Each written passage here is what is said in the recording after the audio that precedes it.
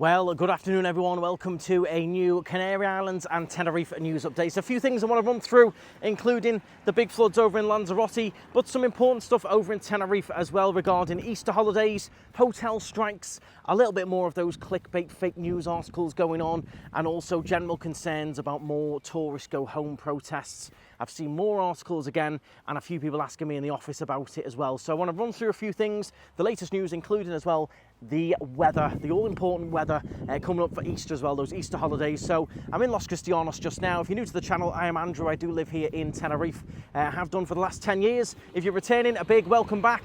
Let's jump straight into the news. There's a few articles I want to run through, starting off with those big hotel strikes that are apparently going to be going on over Easter, which could disrupt your hotel stays here in Tenerife. Okay then, so regarding the hotel strikes, I don't think it's going to be quite as bad as what's being made out. And there is some positive news potentially to come out of this from tomorrow. However, there's quite a few articles. I'll read this one here. UK tourists warned as hotel strikes to go on ahead in Tenerife this Easter. A strike by hotel workers in the Canary Islands is set to go ahead in Tenerife over the Easter weekend after unions rejected a pay deal on Saturday. So they have been negotiating for a little while. I know that the strikes were called off in the other islands. However, Tenerife is meant to still be going ahead. The walkout has been suspended in neighbouring islands, Gran Canaria, Lanzarote, Fuerteventura, but they will take place in Tenerife. Under the agreement, staff will receive a one-off €650 bonus to be paid next month to offset the loss. Ooh, loud motorbike that, isn't it? See, I try and get some different nice backgrounds. Always someone loud going past. So they were called off on the other islands. I know they've done a little bit of an agreement there. However, the situation in Tenerife is particularly sensitive as hospitality workers saw their wages frozen throughout 2020 and 2021, which he argues makes the proposed recovery measures inadequate. So they're really struggling to agree a deal. The hotel workers here want more money. They're obviously doing a lot more work. It's been, what, 5 years since they last got an increase.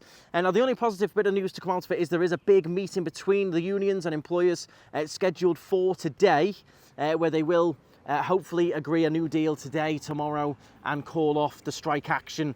If the strike action does go ahead, what you might see is some protesters outside the hotel with some flags and things. I know there was one in Las Americas last week.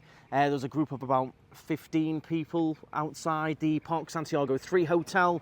They made a little bit of noise with some drums and some flags and stuff. They're peaceful protests. They're not going to be attacking you or anything, and it is against the owners of the hotels and the hotel sector rather than you tourists checking in and things. I think we will see a bit of an agreement done, because I think they'll want to take their bank holiday weekend. Don't forget, over in the Canaries, they have their bank holidays Thursday and Friday, not on Monday. So Thursday and Friday this week, you will see a lot of places closed, certain shops closed and things, because that is Easter weekend, and they do have those two bank holidays. So I think we'll see an agreement. They'll want to take the 2 days off, and hopefully it can be resolved and they can get the pay rise that they deserve. The hotels are very busy. It's a very busy sector, so I can see why, I can see the reasons for it. Costs have gone through the roof as well.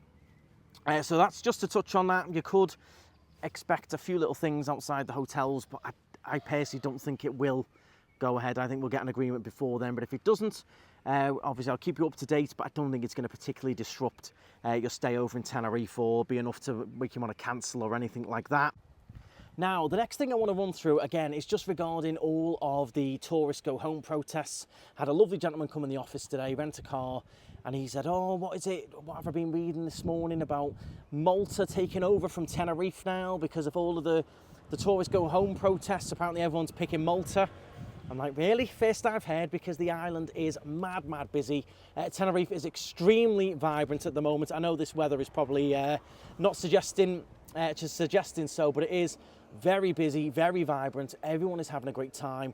It was still lovely and warm. It's been a little bit mixed with the weather, but as I have said to many people this week, I do feel our winters in the Canary Islands, particularly Tenerife, they seem to get later and later in the year now. We had a heat wave in December, January, February. They were boiling hot, and I do find our winter seems to come now more March, April, Easter time. It's never unbelievable weather in Tenerife over the last few years. So I do find our winter is getting a bit later and later. So I feel like this is our sort of winter weather, the odd little bit of an overcast day. But regarding all of these supposed protests going on, nothing is happening right now. There is no graffiti everywhere like it gets reported all the time. There's so many articles. I mean, I'll read one here.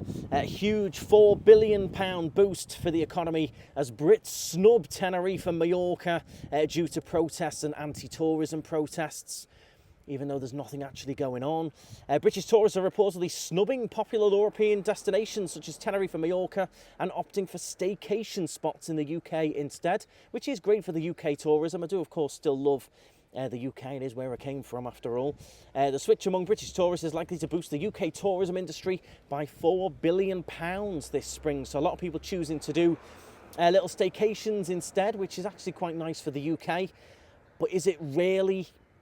Are people really not coming over? Because I just think it's absolutely rammed over here. I think it is busy, as it always is. So I do worry that people do get sucked in by a lot of these articles. They include particularly the name Tenerife all the time because we are UK's #1 holiday destination, and they know that it gets search terms, it gets clicks. So we are used a lot, like Tenerife versus Malta. I don't even think there is a Tenerife versus Malta. It's completely different. But I do worry. I mean, some of the articles you can read, Spain's serious new tourist rules set to affect 90 million holidaymakers. If you're travelling to Spain, expect more tourism protests. Spain's anti-tourism sentiment is brewing again. What makes you think it's brewing? Because nothing's actually going on. So you do have to be very, very careful. I've touched on this on a video before. Take these articles with a big pinch of salt. In terms of these big new rules that apparently they've announced, I'll run through some of them and how, like, you know, that article sounds massive, doesn't it? Like you're really going to be affected. All of these rules do not apply to any of Tenerife, basically.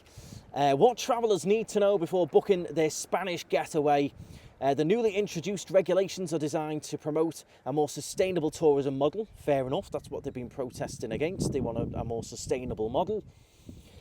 These changes include higher tourist taxes, strict beach conduct rules and tighter regulations around tourist activities. Travellers heading to Spain or the Canary Islands in 2025 should pay attention to the following new rules and avoid potential fines and penalties. So we've got a tourist tax in the Balearic Islands, nothing to do with Canary Islands. They've introduced a higher raised tourist tax. Barcelona, in a move to curb the growing number of visitors, Barcelona's doubled its nightly tourist tax rate. However, the new rules offer some relief as children under the age of 16 will be exempt. Strict beach conduct and bans in Gran Canaria. They've put some new rules in Gran Canaria to maintain the natural environment, maintain public order. So smoking and vaping on beaches, playing loud music, cooking and barbecuing, shell and rock collecting, engaging in a bit of S activity, you know what I mean, on the beach, if you like pina coladas and all that. Blocking access paths to the shore. I mean, this is pretty basic stuff. Do you think this is a big new drastic rule? Because I'm pretty sure most of that is pretty much in place anyway. Limits on walking tours in Mallorca. Some public spaces in the Mallorca have introduced a cap on guided walking tours. So these are not drastic, big, crazy new rules, are they, like the headline makes out? You know, late night alcohol restrictions in party spots, like in the Balearic Islands. It's really not huge. What does it mean for travellers? Not that much, really, does it? I mean, just be sensible, and that's pretty much it. With these significant changes in place, travellers planning a trip to Spain in 2025 should be mindful of the new regulations, whether it's adjusting to higher taxes, adhering to stricter rules on beach behaviour, or complying with limits on walking tours. They're making a big meal of it, really, aren't they? What have we seen actually over here in Tenerife? We have seen some restrictions in Masca. There is an article here regarding Mount Teide as well. Now, whenever I go up Teide, I never actually see any problems personally.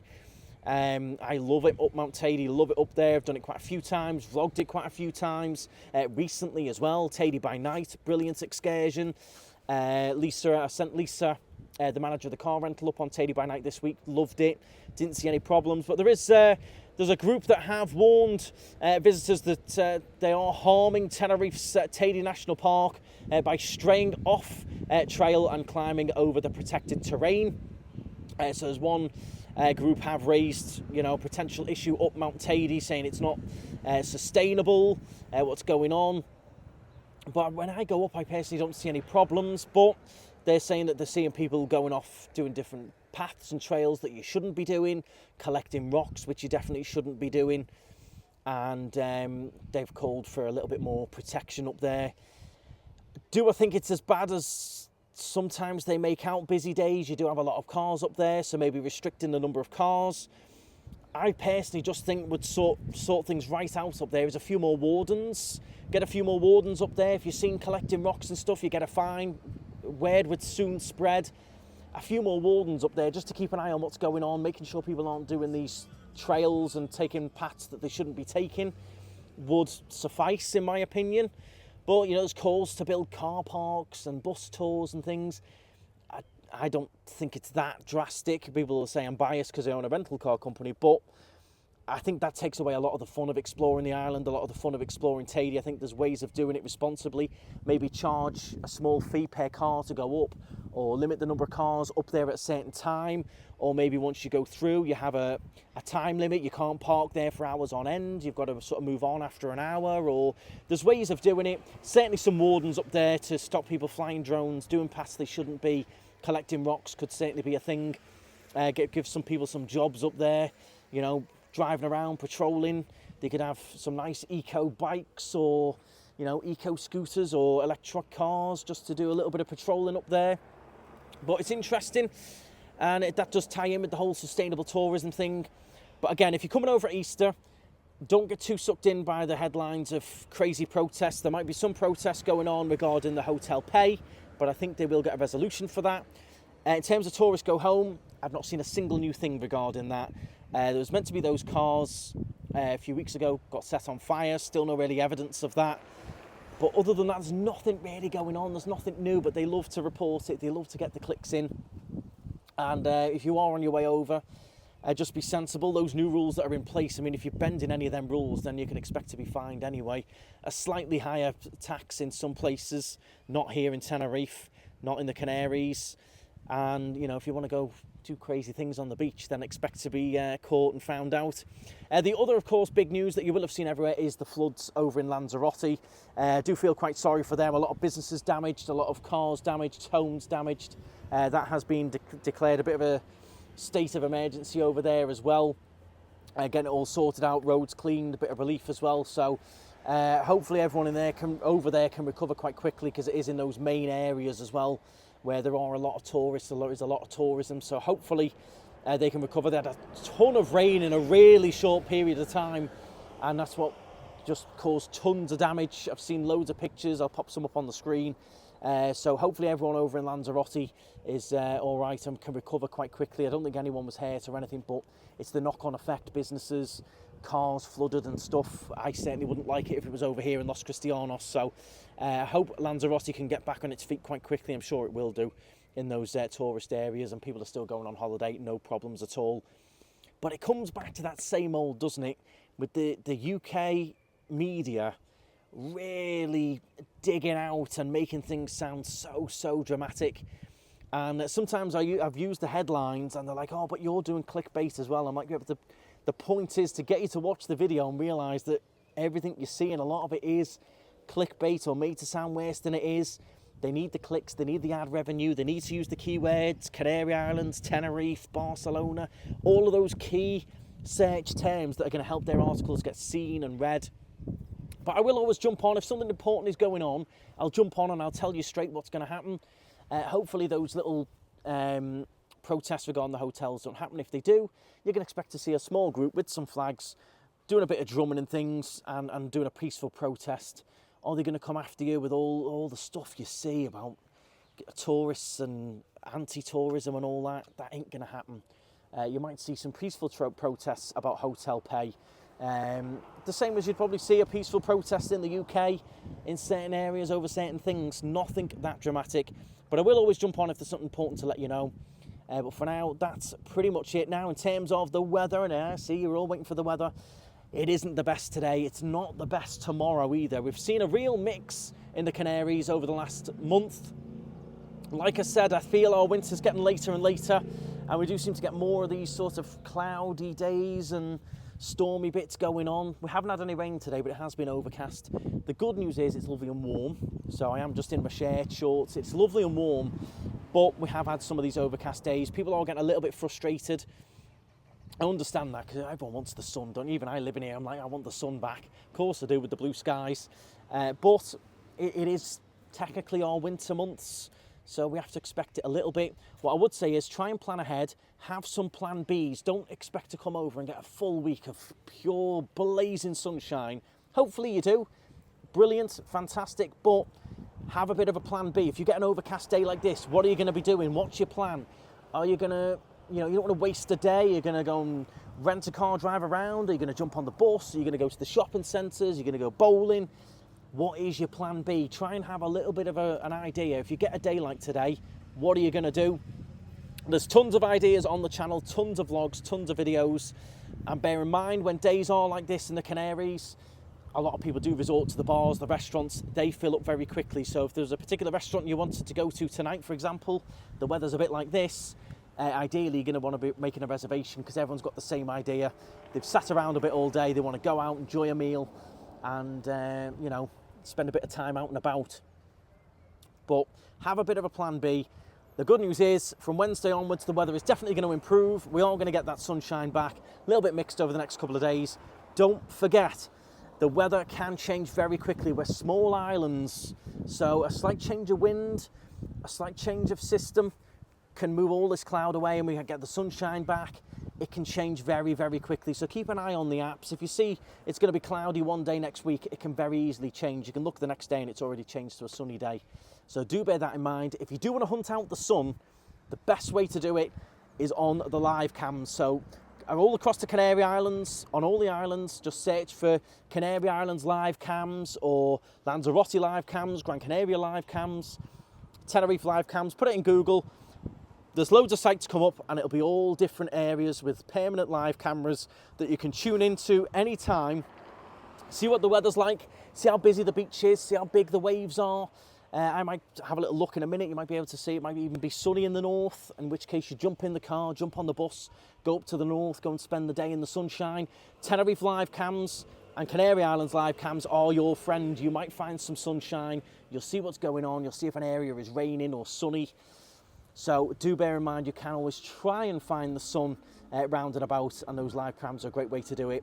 Anyway, I'm waffling, so if you have enjoyed the update, do please give a thumbs up. Make sure you hit the subscribe. We're fast approaching the big 100,000, so do please make sure you hit the subscribe, hit the thumbs up. If I've missed anything important in particular, or anything that you've spotted, have you seen any unrest or anything that's been remotely anti-tourism, let me know.